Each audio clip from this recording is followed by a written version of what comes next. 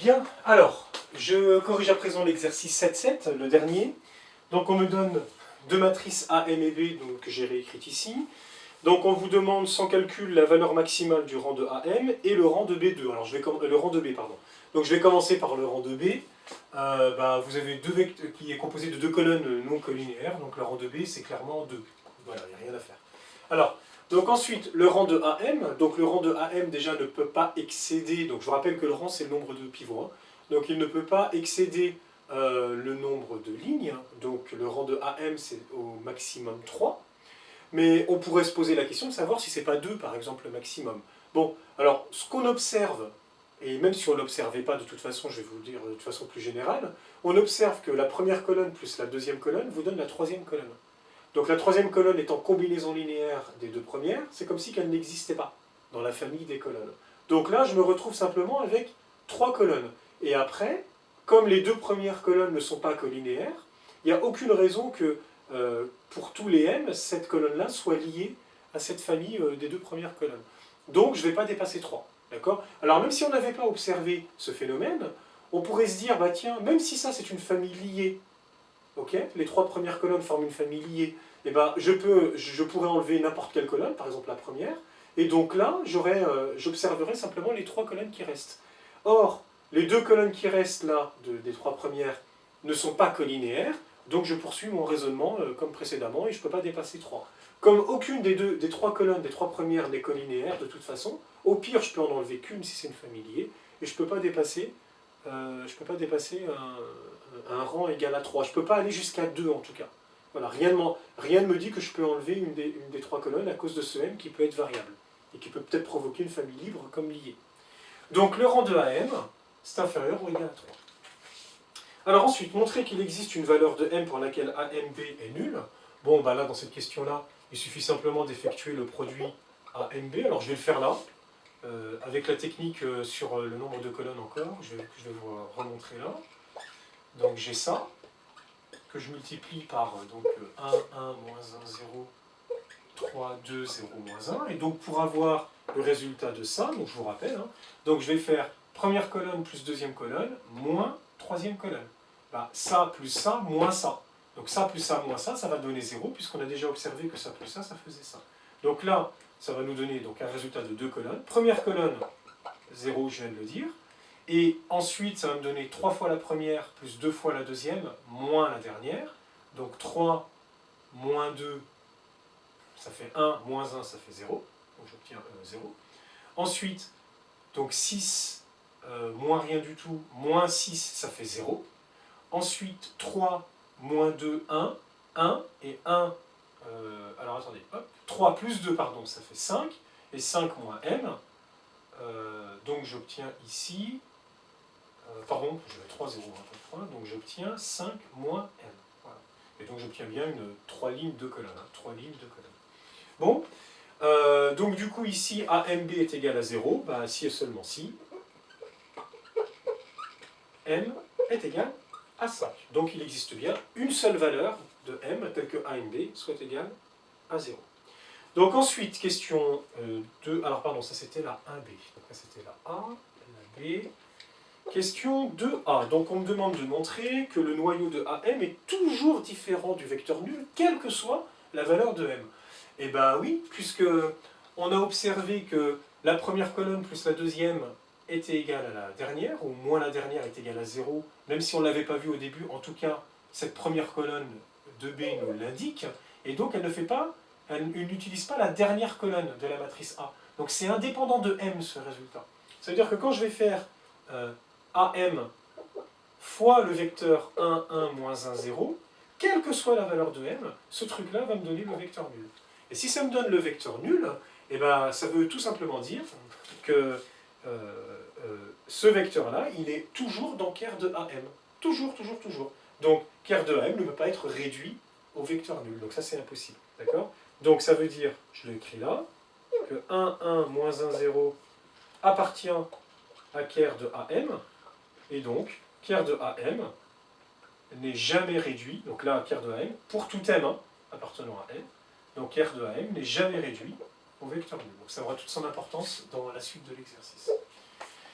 Ensuite, on me demande dans la question B de déterminer les valeurs de M pour lesquelles im de AM est égal à R3. Donc là, ce que je vais faire, ben, je vais prendre AM et puis je vais en déduire une réduite de Gauss, hein, tout simplement. Alors je l'ai fait là, je ne vais pas le refaire. Alors pardon, juste pour im de AM, hein, donc im de AM, donc c'est vect, alors je vais abréger, hein, donc je vais appeler C1, C2, C3, C4 les colonnes de AM, comme d'habitude. Donc c'est vect de, donc pour im de AM, c'est vect de C1, C2, C3 et C4, ok. Donc comme C3, c'était une combinaison de C1 et C2, on peut l'enlever de ce sous-espace généré, là, de ce vect de, et donc ça fait C1, C2, C4. Donc comme ça, quand je vais chercher une réduite de Gauss, bah, je vais me contenter de 3 colonnes plutôt que de 4. D'accord ? Donc je vais chercher une réduite de Gauss de ça. Alors je crois que j'avais rien d'autre à faire, on ne demande pas d'équation que ce soit. Donc ici, donc, je prends 1 moins 1, 1. Donc 2, 1, 0, 1, 6, M.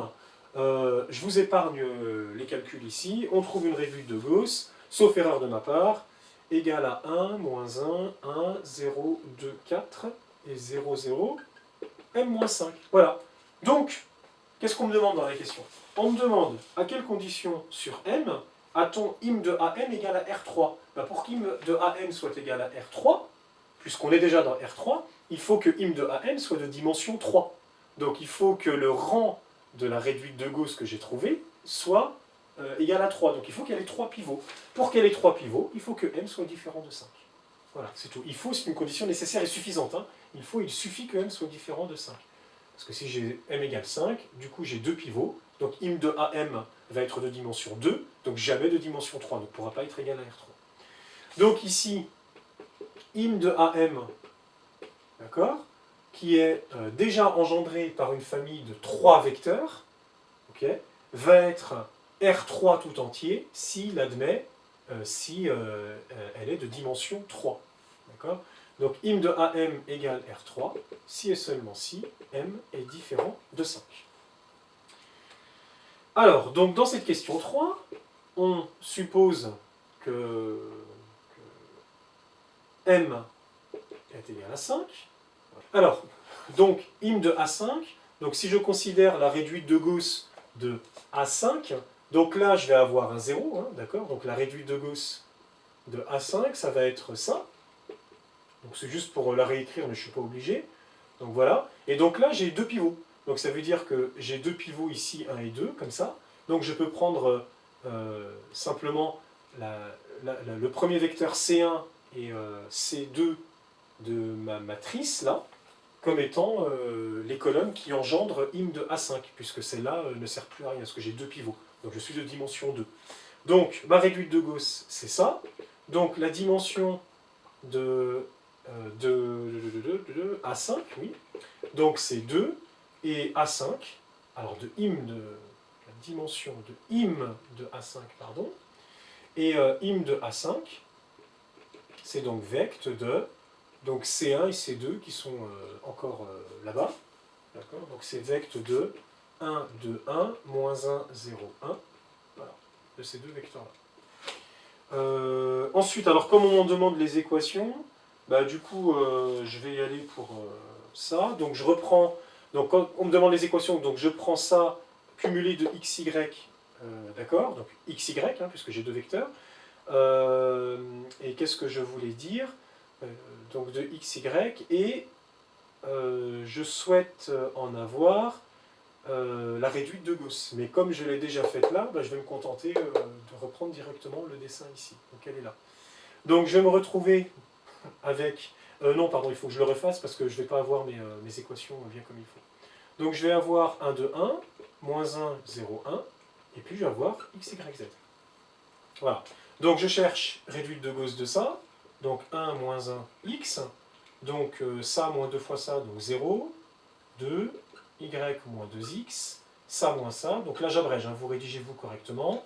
Donc 2 et z moins x. Ensuite, ça va me donner quoi? Donc, je ne touche pas à la première, je ne touche pas à la deuxième, et je fais la troisième moins la deuxième, ça fait 0, 0. Donc je vais avoir moins x plus 2x, donc je vais avoir x, moins y, et plus z. Et donc, voilà mon équation. Donc im de A5 est régi par une seule équation. Donc équation de A5. Donc c'est x moins y plus z égale à 0. Donc si je ne me suis pas trompé, normalement c'est bon. Et on vérifie bien que les deux vecteurs qui sont là vérifient cette équation, hein, parce que si elle ne vérifie pas, c'est qu'on s'est trompé quelque part. Ensuite, donc ça c'est fait, une basse dimension équation. Alors petit b, donc petit b, maintenant discutons du noyau de A5. Donc A5, il est forcément de dimension 2, puisque l'image de A5 est de dimension 2 et qu'on est en présence d'une matrice originelle à 4 colonnes, donc P est égal à 4 ici. Donc déjà, dim de A5, dim de ker de A5, c'est clairement 2. Donc il suffit que je trouve deux vecteurs non collinéaires qui appartiennent au noyau de A5. Ça veut dire que quand je les multiplie par A5, je fais A5 fois ces deux vecteurs, ça me donne 0. Et donc comme ça, j'en aurais trouvé une base. Or, quand on regarde la matrice B, on sait que ça fois ça fait toujours 0, quelle que soit la valeur de m, donc même quand m vaut 5.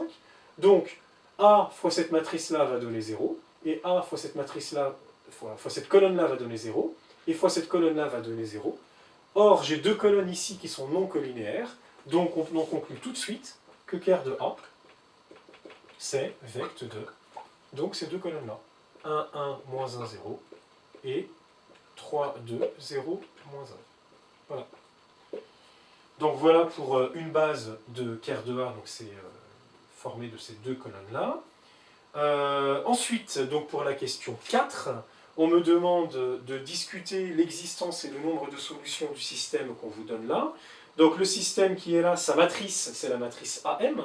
Donc pour qu'il ait des solutions, pour qu'il ait au moins une solution, il faut que le vecteur MM1 appartienne à im de A. Si MM1 n'appartient pas à im de A, il n'y a pas de solution. Donc pour appartenir à im de AM, donc c'est tout, il n'y a rien de particulier. On n'avait pas les équations de AM dans le cas général, donc voilà. Donc, si MM1 appartient, alors je vais le rédiger là. Hop. Donc, MM1, s'il n'appartient pas à im de A, donc 0 solution. Et si MM1 appartient à im de A, alors il y a au moins une solution. D'accord? Donc, au moins une solution. Et quand est-ce qu'il n'y en a qu'une? C'est comme dans l'exercice précédent, il n'y en a qu'une quand le noyau de AM, donc c'est AM, je n'ai pas bien écrit, quand le noyau de AM, il fera le vecteur nul. Or, le noyau de AM, alors je ne sais pas si c'est encore écrit ici, mais le noyau de AM, il n'est jamais égal au vecteur nul. Ça, c'est la question de A, quelle que soit la valeur de M. Donc, de toute façon, si MM1 appartient à im de AM, alors il y a une infinité de solutions. D'accord? Bon. Maintenant, raisonnons sur les valeurs de M. Donc, si M, il est différent de 5. Donc, on se rappelle, si M est différent de 5, alors l'image de AM, c'est R3 tout entier. D'accord? Donc, si c'est R3 tout entier, évidemment, tous les vecteurs de R3 appartiendront à im de AM. Donc, le vecteur MM1, il va appartenir automatiquement à R3. Donc je reprends. Si M est différent de 5, ce vecteur-là, il va appartenir à R3, donc à im de AM, et donc, il y a une infinité de solutions. Maintenant, si M est égal à 5, alors, donc on se rappelle, im de AM, il est régi par l'équation qu'on a trouvée ici. Donc il faut qu'on ait x moins y plus z égale à 0. Donc, pour que il y ait une solution à ce système, il faut que le vecteur MM1 appartienne à im de AM, donc il vérifie cette équation. Or, quand je prends MM1 et que je remplace par x, y, z, ça me donne m moins m plus 1 égale à 0, et ça, c'est quelque chose qui est impossible. Donc ça veut dire que MM1, dans le cas où m est égal à 5, donc ça ferait 5 moins 5 plus 1, ça n'appartient pas à im de AM. Et donc, le système, il n'a pas de solution. Donc voilà les deux cas de figure. Il n'y en a que deux. Si m est différent de 5, alors le système a une infinité de solutions. Si m est égal à 5, le système n'a pas de solution. Voilà, voilà.